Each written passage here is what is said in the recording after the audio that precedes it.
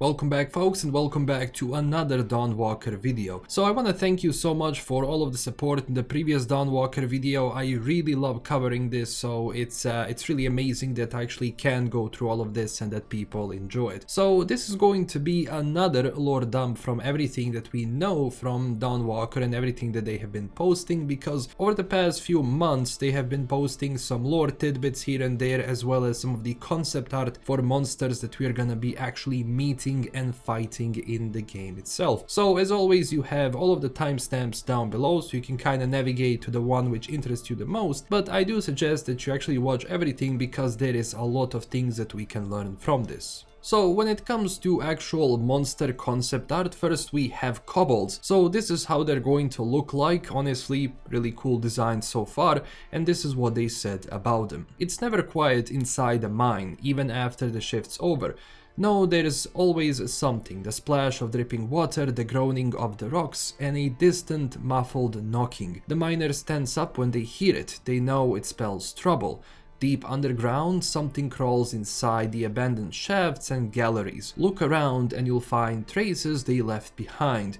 Cracked bones sucked clean of marrow and chalk drawings as crude as they are unsettling. These creatures are called kobolds. Their huge eyes are perfect for seeing in the dark, their long, whirly limbs ideally adapted for squeezing through narrow passageways, the carved claws made for digging, as well as killing. So apparently this is going to be like who are we going to meet once we go inside the mines, because we did hear, like in first initial reveal of the game, that in Vale Sangora we're gonna be actually going into those mines, so that's gonna be nice. Now next up we have these guys. From the concept art again, they look kinda cool. So these are going to be the Uriashi, the mountain folk they keep talking about, because when the actual vampires took over Vale Sangora, this means that all of the, well, things which were kinda hidden or kinda stayed to themselves started getting more, how would I say, courage to go outside and cause more trouble, and this is going to be one of those troubles. And as they say here, as night falls over Carpathians, a mighty bellowing echoes amidst its rugged peaks. The people of Vale Sangora know this sound very well. It's mountain folk, the Uriashi. For centuries they kept to themselves, hidden, the stuff of legends, jealously guarding their remote villages of rock huts and caves. Those who come anywhere near them looking for a stray sheep, say, or prospecting for silver, tended to die in unfortunate accidents buried in avalanches. But for now, with the human role toppled, the hulking Uriashi are a common sight in Vale Sangora. Some wear the vampire colors and enforce Prince's regime. Others, though, are just curious, their curled horns sticking out from the market crowds as they peruse merchant stalls in the quiet bafflement. So it seems that maybe, judging from the RPG-like segments of the game, there could be a way we can have Uriashi for ourselves, or well, we can turn them against Brancis itself, but it seems like obviously some of them are gonna be working for Brancis in the first place. But again, kinda cool to see, and honestly it will be interesting to like kinda learn more about them, especially because they keep talking about silver, and we're actually going to learn from the lore later that the entire valley is basically filled with silver itself. Now, if we go to the actual concept arts, like for example the first one that we see here, this is probably going to be the mine itself, as they described, like this is something that kobolds are gonna be doing, so we can already kinda see, like, when we go explore, stylistically how is it going to look like, and honestly very dark, very cool. Then we have another concept which is more about colors of Vale Sangora, and it's really nice to have this contrast between this beautiful regions in the Carpathians with like nice autumn fall colors, and then at the same time we have those mines or mountains which are going to be much more dangerous. We also have a church here, LastKnownMeal, so we can kind of assume that this is also going to be one of those locations, and judging from the background we can also like kind of figure out how the map layout is going to be. So another thing, very nice. Some swamp area as well.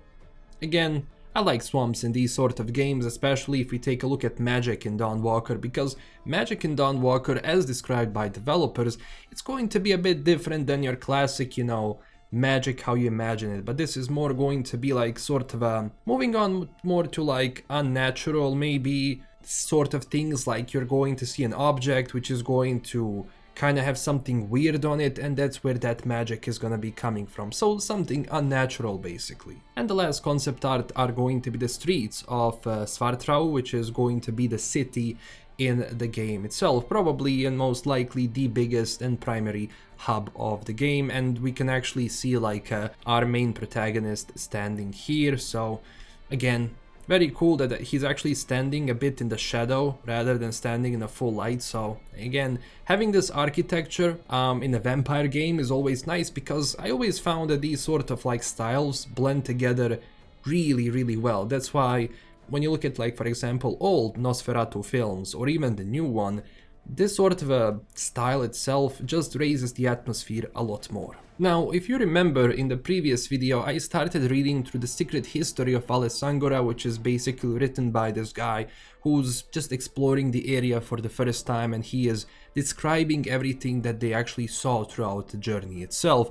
How is that going to be related to the game, and if we're actually going to see that person? Well, that's gonna be interesting. So let's begin, because there is a lot to read through here. When it comes to the fourth entry, this is what it says. For most of our journey, we saw a few traces of civilization, shepherds, lintos, roadside shrines, and so on.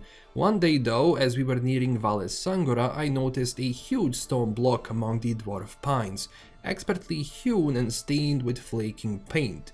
It must have been a part of the monumental structure, rivaling the ancient wonders described by the Antiper of Sidon. Amazed, I asked our guide where the block came from. In response, he just looked at me darkly. I offered to double his pay if he told me what he knew, but George refused. The people of Carpathians do not like to discuss their secrets. Very nice. This is gonna be interesting if it does actually appear in the game itself. In the fifth entry it says this: having arrived in Svartrau, the capital of Vale Sangora, I gazed at its imposing cathedral and the mighty Greifberg castle looming on the crags up above. They seemed out of place, at the edge of the world, miles away from the nearest town.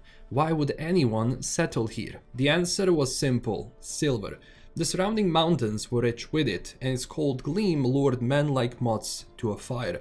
The rocky slopes were pochmarked with mines' entrances, and pickaxes steadily knocking echoed through the valley all day long, resembling a prisoner's rapping against the walls of his cell. It's actually interesting that there is a lot of silver here, especially because vampires are around, so maybe we kind of get to use this against them, maybe not, we shall see. Now when it comes to the sixth entry, this is very interesting. So another thing which surprised me during my first days in Svartrau was the variety of languages I heard on its cobbled streets. Romanian, German, Hungarian, Hebrew, and seemingly innumerable Slavonic dialects I could hardly tell apart. Jewish traders struck deals with the Tatar shepherds, Serb mercenaries drank beer with the Czech miners, a veritable Tower of Babel, I thought to myself with a smile. But then I recalled how that story ended and my mood soured. While God in his love may grant us prosperity, he hates greed. What fate awaits this rich city, I wonder? What punishment? Well, maybe some, some things that he could be right about, because, well, you literally have vampires coming and swooping in later on. In the seventh entry, we're actually going to learn more about Skender Dragosti. So the man who called me, Knyaz Skender Dragosti, made a striking impression. Tall, handsome, and always richly dressed, he looked like the epitome of nobility, but as is often the case, appearances were misleading. I quickly discovered that Knyaz Skender was a cruel ruler who knew no mercy when displeased. While a different seigneur might have used the proceeds from the mines to fund a cloister or a convent, Knyaz Skender used them to expand the dungeons beneath the mighty Greifberg castle. I saw these dark damp cells with my very own eyes, their walls stained with blood. So honestly, I think maybe, again maybe, that Skender is going to be that guy from the teaser trailer that basically Brancis, takes care of. Now in the 8th entry, this is what he said.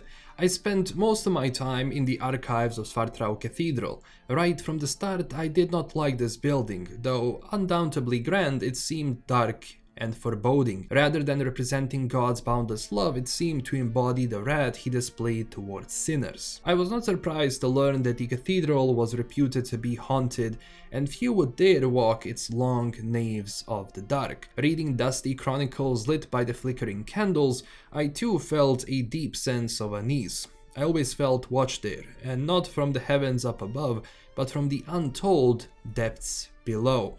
Because we do know that after Brancis got there and everything kinda went where it went, that we actually learned that, in those catacombs, things are gonna start coming back to life.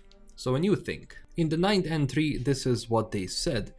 Though through most of its history, Vale Sangora was sparsely populated, it boasted two saints, Saint Mihai and Saint Tina. The former lived many centuries ago and was born a pagan. According to the early chronicles, he was a fearless knight who died fighting a horrible monster. One day I made a pilgrimage to the site of Saint Mihai's demise to light a candle at his shrine. As I was praying, I suddenly heard a blood-curdling howl. I told myself it must have been a wolf, even though deep down I knew that the truth was different. So it does seem that even before everything like this happening, things were kinda already going really bad within Vale Sangora, so it seems that, Brancis and his crew are just going to pretty much elevate that. And it's also interesting to see, Brancis is powerful, but can he really control everything which is happening here, especially because some of these things, especially mysterious things, could be even older than him, even though he is pretty old. And judging from this image, we can maybe see that this is going to be how Saint Mihai is actually portrayed, because in the 10th entry we actually learn more about Saint Tina, so this could be the image that she is represented in the game. The second of the Valley saints, Saint Tina, was a simple shepherdess turned miracle worker.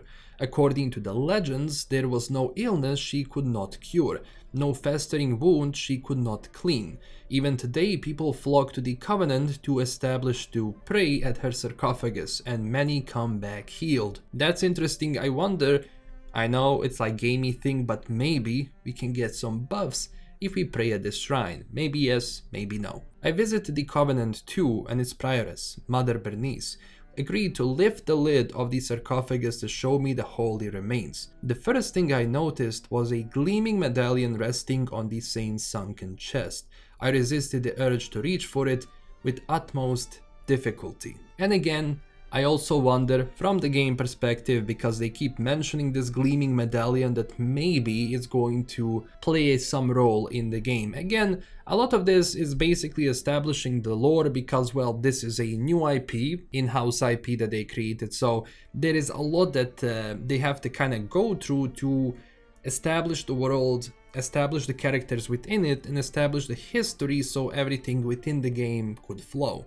And I like it because whenever you have this much lore presented before the game is coming out, or well, before the gameplay, which we're probably gonna be getting during the Summer Game Fest as they said, so we still have a few months until that happens, but it's still nice that we can learn more about this, especially lore-wise, because I love these sort of things. And for the end, we have two concept arts for Ambrose and one for Bakir. Now also I want to correct myself from the previous video. A lot of things were around Bakir were that he is Mongolian in a sense, and yeah, he could probably have some things around it, but someone mentioned that he is more of a Hun, which makes sense, perfect sense, which I agree with, because Huns were present in that area, I believe, during the 4th and 5th century AD. Now, I'm not a history guy, so, I might be wrong, but it seems to me that Bakir could be actually a Hun, and they were very good warriors, so I wonder if this is going to play into his style of fighting when we eventually and probably fight him within the game. So lore-wise, I think this is very interesting, and think that they're really going in the right direction with how Rebel Wolves is kind of representing this world and how they want to shape it into this very established world with history and people within it, so you can kind of already know once you get into it what's what and what can you encounter, which is nice. And honestly, I'm getting very invested into this, and I know there is a lot of reading within these sort of things, but to be honest, at the same time, this is lore pieces, and I don't know, I like it, and judging from people as well in the previous video, it seems this is sort of interesting to other people as well. Now of course I'm going to wait until they release more stuff for my third video when it comes to like these lore dumps, so don't forget to subscribe if you enjoyed this video, and also click that like button again if you enjoyed this video for more, and let me know down below in the comments what do you think about all of this, and maybe we can start speculating around certain stuff. So this is LKM signing out. I will see you very soon with a new video, and huge thanks to my current Patreon supporters. As always, stay classy and bye bye.